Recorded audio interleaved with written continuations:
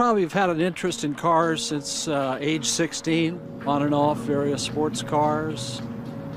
Got very involved with high-performance driving and racing. It led me to be enthused enough that I became an instructor of that discipline for other people. I think any of us that do any kind of performance driving learn you're not trying to seek any thrills, you're just trying to minimize the possibility of something going wrong. I was certainly familiar with Tesla, but knew nothing of any detail. Yes, I could understand the electric and believe it was a very important part, but that didn't come first. The car made measures of performance, beauty, absolute utility, and with those all in mind, I mean, it became very apparent that this car was something special. I would say very few people even give a moment's thought to safety. I guess that's why we call them accidents. Was going on a familiar street, came to a familiar traffic light. At the point it turned green, I went ahead, and then life changed.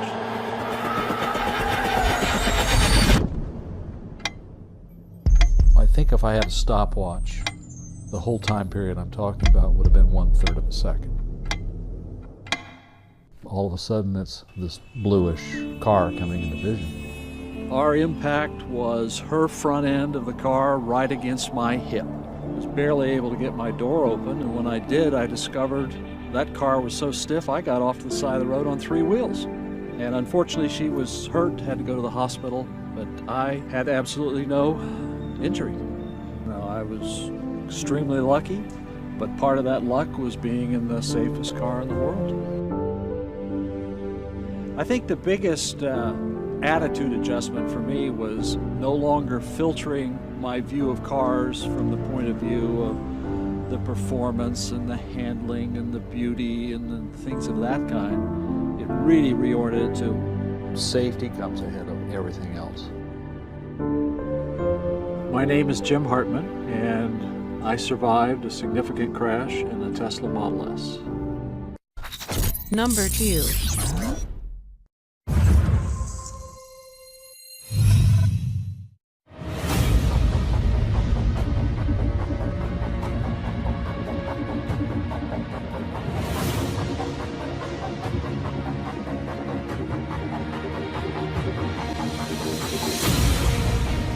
Many cutting-edge technologies are inspired by nature. Think about cheetah, the fastest mammal on Earth. It relies on more than just speed to catch its prey. In order to successfully hunt, cheetahs need to be able to turn and change directions quickly. They need to adjust its trajectory as fast as possible. Agility is their top priority. We learn from it. We reflected its movements in the Concept 1's torque vectoring system.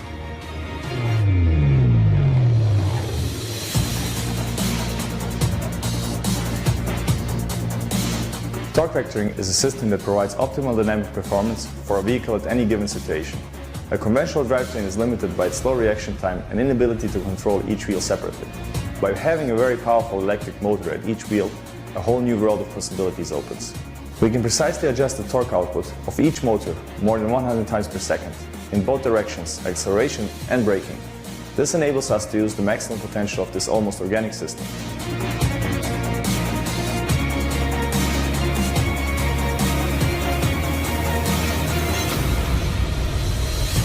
I started to work on the development of the torque vectoring system for the Concept 1 when I was still in college. It was my graduation thesis. Now I am the head of the vehicle dynamics team at Rimac Automobili. And I'm also working on my PhD on torque vectoring.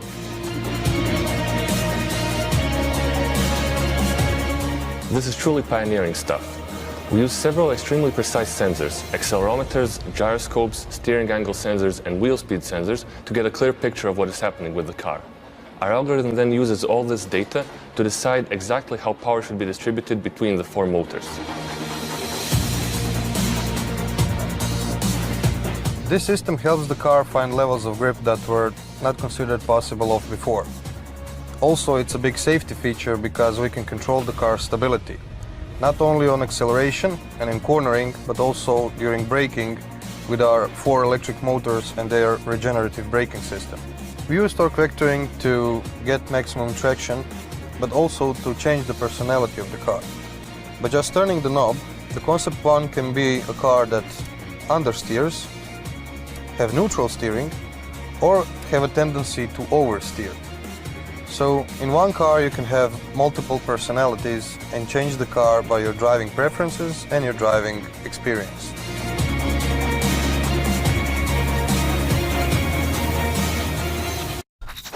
Number 3. I'm Nick Perrin and I'm race engineer at NextTV. When I met with Martin Leach at the beginning of the project, he explained how he wanted that car to become the fastest electric car on Earth and still look like a really beautiful road car. That combination has never existed before.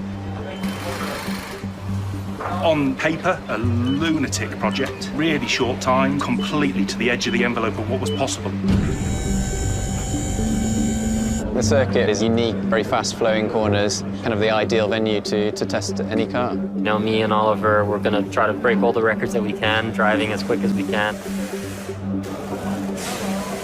You want it to be beautiful, but you need it to perform. So the target numbers we went for are all in this car. They're all there.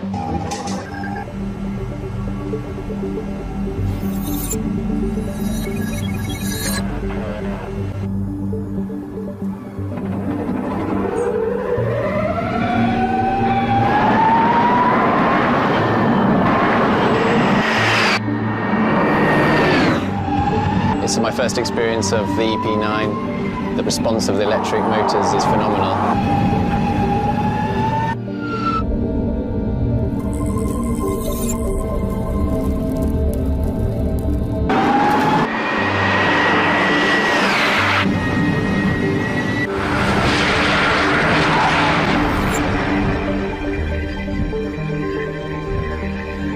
Works the active suspension, keeping a constant ride height, and gives you a very good balance throughout the corner and real confidence in the car.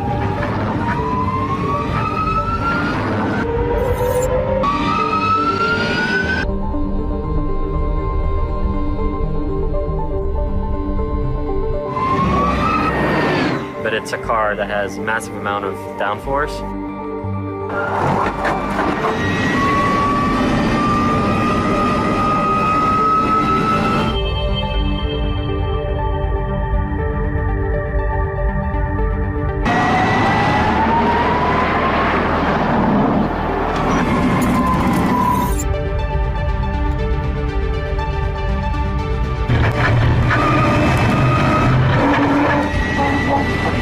Pretty amazing.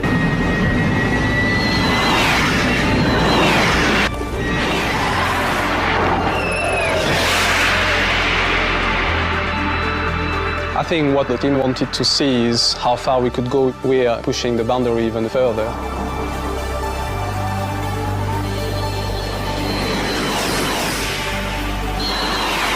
It's interesting to see that the vision was right.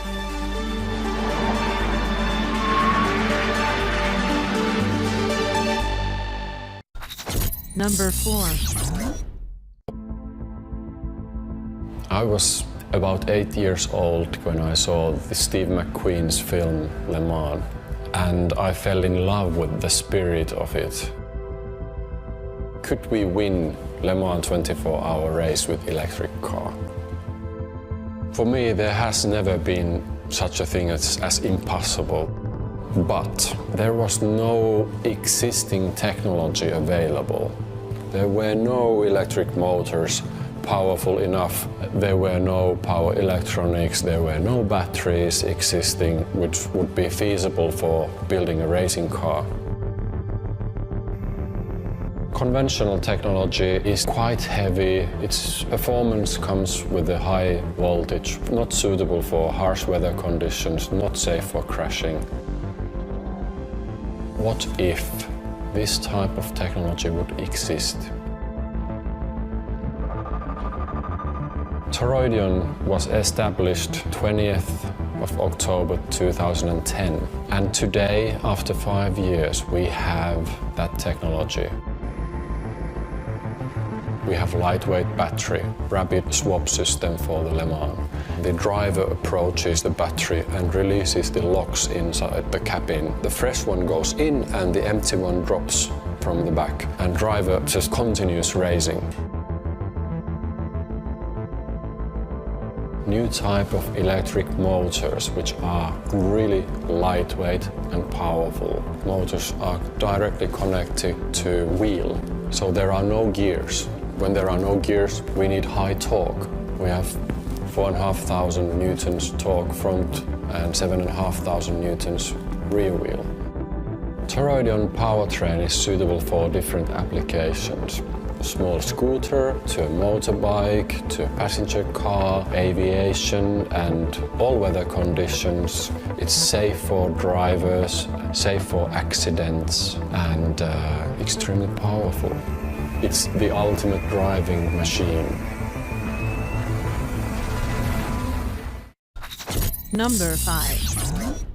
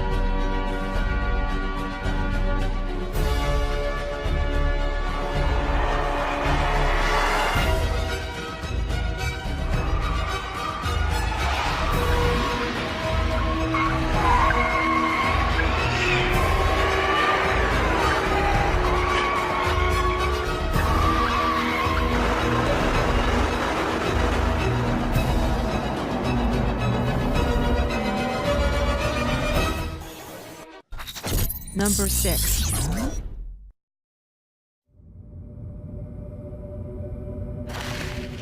Today, we begin a new chapter of a great American legacy.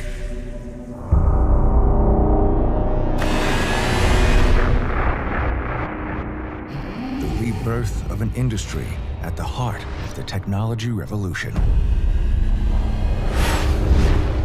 A place where our passion and innovation, fused with the spirit of an iconic brand, pushes the evolution of precision automotive engineering. This is the result of our work.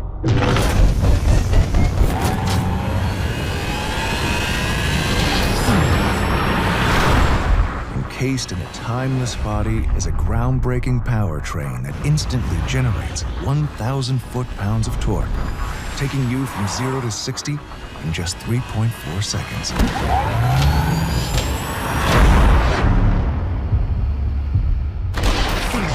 A fast charge time of only 30 minutes, and offering a truly unique connection between machine and driver. Introducing the first all-electric American supercar. The Renovo Coupe. Available in a limited production series starting in 2015. Drive the revolution. Number 7.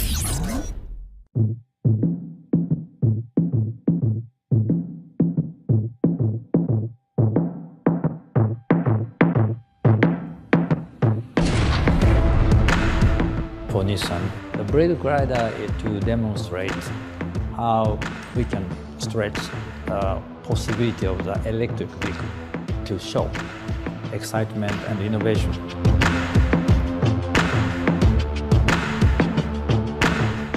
Blade Glider symbolizes intelligent mobility. This is Nissan's vision to make our cars more exciting, more confident, more connected. This was a fantastic opportunity for Nissan and the team here at Nissan Design Europe to take the project from concept, from fantasy to reality.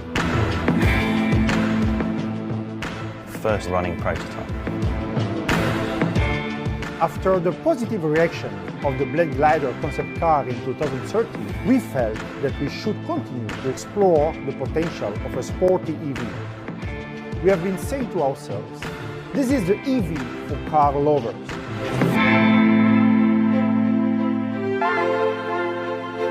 The car itself is a good mix of aerodynamics, engineering and design.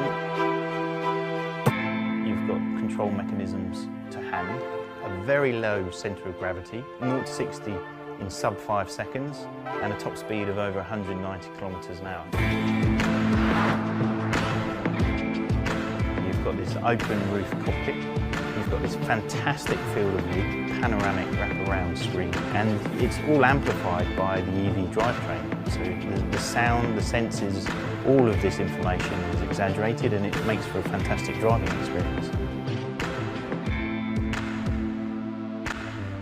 This car has a very, very unique proportion, narrow front and rear wide. Basic design vocabulary and design aspect is consistent with the production vehicle. This is the first time that these elements have come together. The single stud wheels, the V-Motion front DTRL, the aerodynamic inlet on the side of the car, the boomerang tail lamps on the rear, and the innovative front windscreen. The interior on this project is as important as the exterior. A fantastic opportunity to develop more than one colourway.